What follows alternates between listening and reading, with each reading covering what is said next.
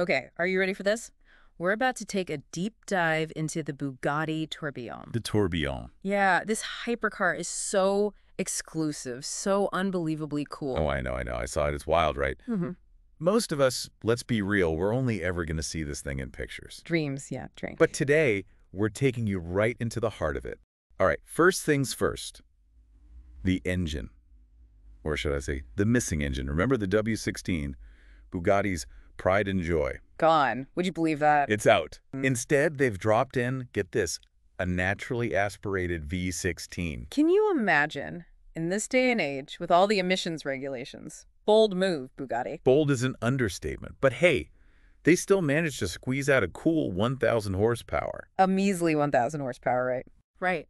As if that's not enough, they went and did something even crazier. Oh, I know what's coming. Count 'em, 3 electric motors. Hybrid Bugatti. Who could have predicted that? 2 up front, 600 horsepower combined.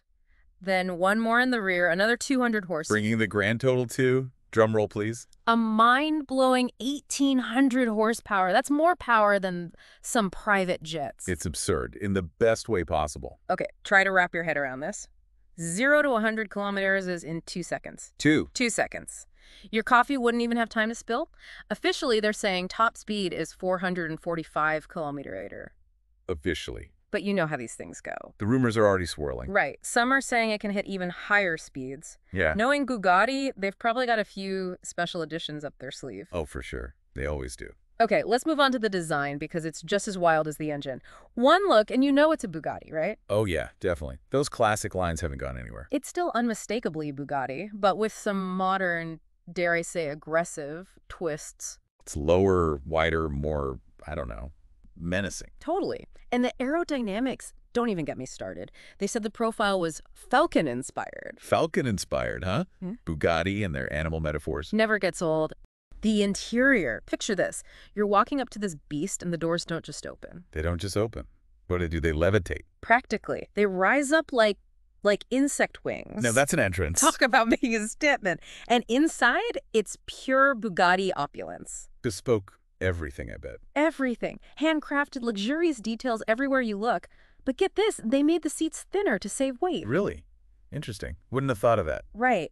But somehow I just know they're still going to be ridiculously comfortable. But there's something you won't find in this luxurious cabin. Let me guess. Cup holders. Nope, screens. No screens. Like, at all. Well, except for a tiny one for your phone. Mm. But that's it. No giant infotainment system, no digital gauge cluster, nothing. It's like they're saying, get in, connect with the road, and forget about the rest of the world for a while. I can get behind that. But all this luxury, all this exclusivity, it comes with a pretty hefty price tag. Let me guess. $1 billion. Almost. How does 3.8 million sound? Bargain. Right, and that's before taxes. Oh, and if you were thinking about buying one, tough luck. They're only making 250 of them. 250. They'll be gone before you can blink. Probably already pre-sold to billionaires and celebrities, I bet. Guaranteed. I know. It's the epitome of exclusivity. But even if we could afford it, who would want to imagine themselves behind the wheel of this thing? Oh, for sure. It's a masterpiece. A masterpiece with a whole lot more to unpack. Still can't get over those specs, can you? Seriously, it's like something out of a dream. Speaking of which, remember when they were talking about the aerodynamics? Oh, yeah. How could I forget? They said the whole car is designed to, like, channel air. Yeah. It's like the air becomes part of the car itself. It's wild, right? They were showing those simulations. Right. It's not just flowing over, it's like going through the car. Exactly. They've got these pathways built right into the body.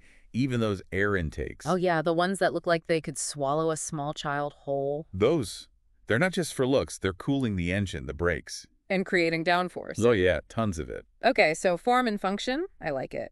But that diffuser at the back, that's what gets me. Why ditch the wing? Seems like a big change for Bugatti. You know what they say about tradition? Sometimes you gotta break it.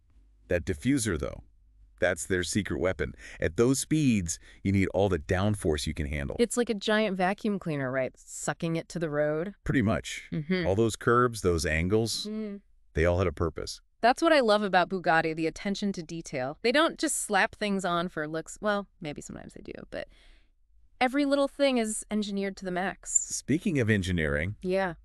they snuck in a fun little detail you'll never guess. Rear-wheel drive. Wait, what?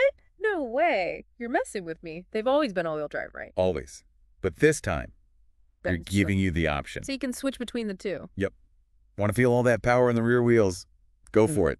I can't even imagine. That's got to be intense. Intense is one word for it. They're really putting their faith in the driver with this one. Well, for those of us who maybe want a little help, they still have hybrid mode, right? Of course. Of course. And recharge mode, too, if you're feeling eco-conscious. Best of both worlds. But you know what really got me? The dashboard. Or should I say the lack of one? Yeah, I know. It's so minimalist. Especially these days when everything's a touchscreen. It's so refreshing, just those beautiful analog gauges. It's like, remember when driving was about, well, driving, Totally. and those crystal accents they mentioned? Like, hand-carved crystal. Come on. Talk about over the top. In a good way. It's Bugatti. They can do that. Oh, and that center gauge cluster. They said it's like a high-end watch. A tourbillon, right. Yeah, it all makes sense now. Precision, pushing the limits, just like a tourbillon. And way more expensive than a watch, no matter how fancy. Yeah, about that 3.8 million price tag. A steal. Well, you wouldn't spend that. If I had it, maybe. But seriously, that's a lot of money, even for a car like this. True, but it's not just a car, is it? It's more like a statement. Exactly. It says, I've made it, I appreciate the finer things in life, and I have excellent taste in cars. And a spare 3.8 million lying around. But you can't put a price on exclusivity. You got that right. Yeah, no, for sure, it's in a league of its own, but I mean, really, it's more like a work of art almost than just a car. Totally. I mean, the craftsmanship, the sheer audacity of it. Exactly. Yeah. But it makes you think, right? What does a car like this tell us about where the whole car industry is headed?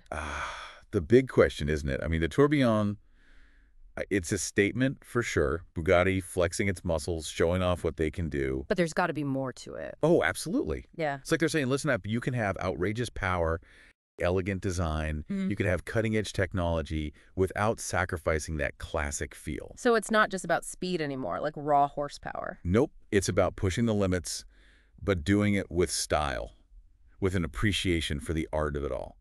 And you know what? Even though most of us will only ever see this car in pictures. Sadly, yeah. But those innovations, those technologies, they're going to trickle down. They're going to start showing up in cars we can actually afford someday. You think so? That's kind of cool. Oh yeah, definitely. The Tourbillon, it's like a test lab, a glimpse into the future of driving. Huh. It's not every day a car comes along that can actually do that, change the game for everyone. And that's what Bugatti does best, right? Keeps everyone guessing what's next. Speaking of guessing what's next, I've got a question for you, the listener. If you were lucky enough to actually drive this thing, the Bugatti Tourbillon, where would you take it? What roads deserve a spin in a masterpiece like that? It's a good question. And on that note, we'll leave you to ponder it. Until next time, keep exploring those cutting-edge innovations. And who knows, maybe someday we'll all be driving something just as incredible as the Bugatti Tourbillon. Catch you in the next deep dive.